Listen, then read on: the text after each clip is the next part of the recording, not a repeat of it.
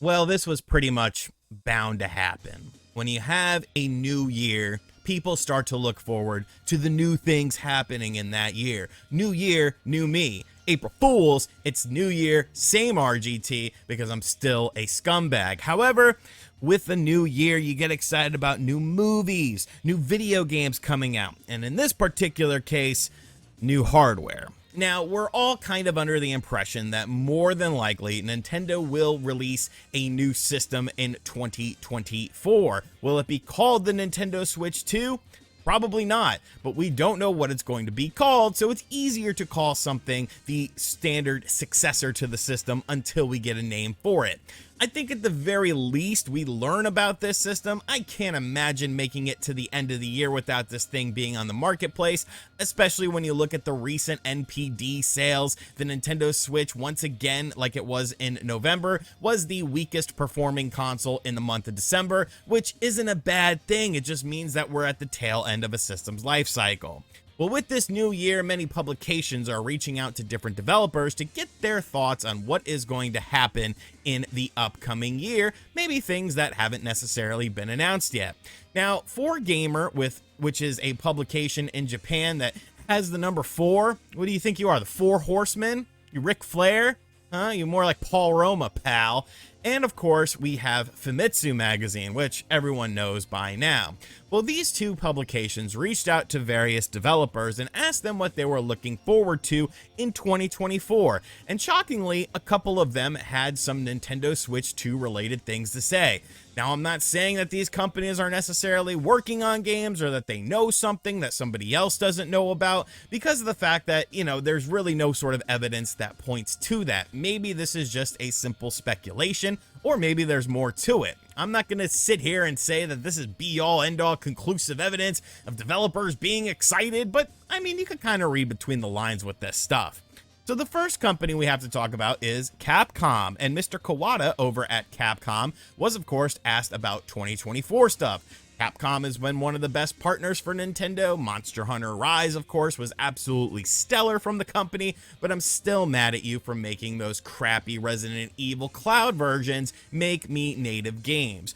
Well, with 2024, Mr. Kawada over at Capcom said 2024 will also bring new consoles and more indie titles to look forward to. So, new consoles, like, that's kind of a bit of a bold statement, but that doesn't necessarily mean a Nintendo Switch 2, because that's probably not the only console we're going to see this year. Many people are expecting there to be a PlayStation 5 refresh. If you look at the leaks that Xbox was doing, it looks like Xbox may have a console refresh coming out as well. Is it going to be more powerful or just the digital version of the Xbox Series X? I guess time will tell with that.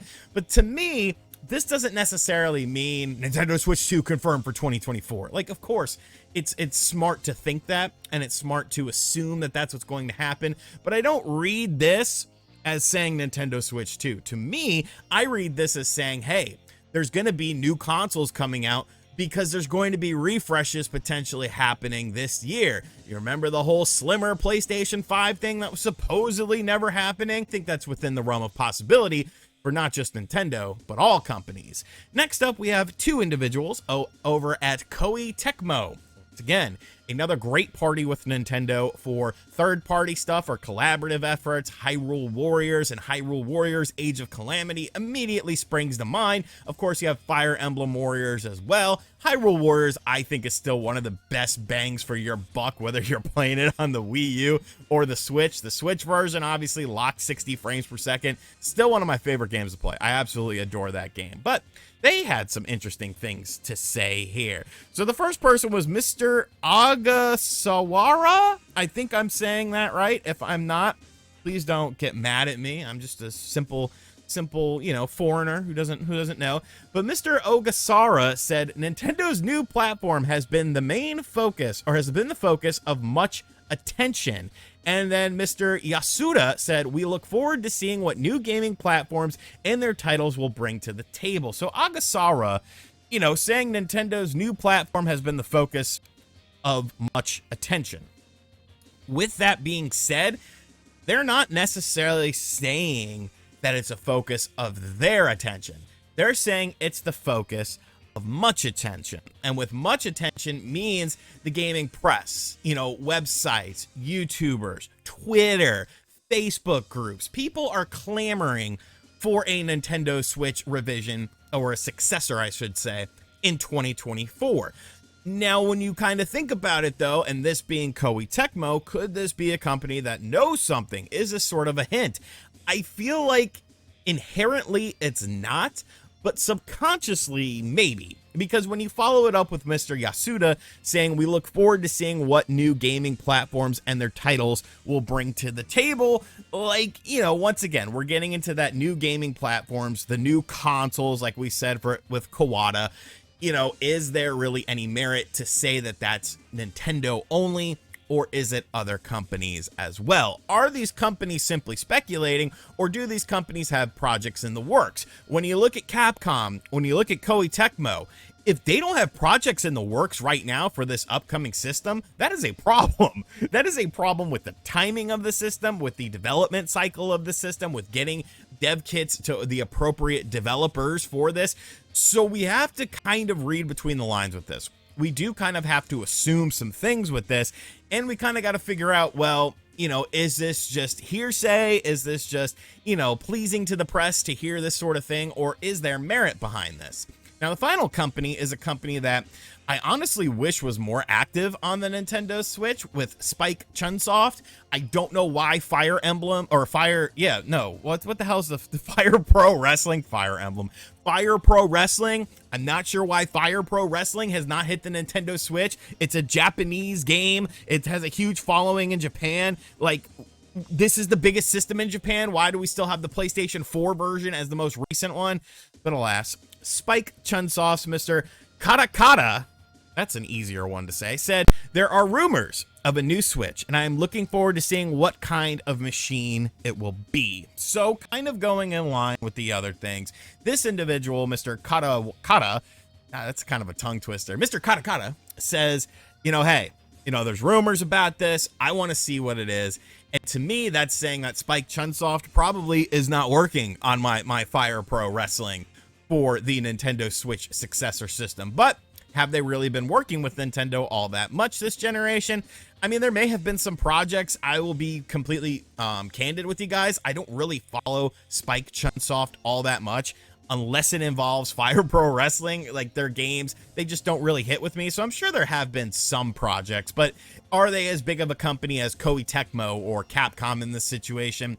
Definitely not. I think we can all agree and say, hey, Capcom and Koei Tecmo have a much higher vested interest in the upcoming hardware than a company like Spike Chunsoft would have, although they may be trying to, look at the landscape of games and looking where to put their future titles on, and they would want to, be on the Nintendo Switch too. So what does all this mean? Is this concrete evidence that developers are excited for the Nintendo Switch 2? I mean, developers are going to be excited for new hardware because it allows new opportunities. It allows, a clean slate. If you could get in on the launch lineup of some of these hardware, sales that happen, you are pretty much guaranteed to do probably better. It depends, it kind of depends how the system takes off. But if the system is successful, look at games like Has Been Heroes and Super Bomberman R that came out right along the launch of the Nintendo Switch.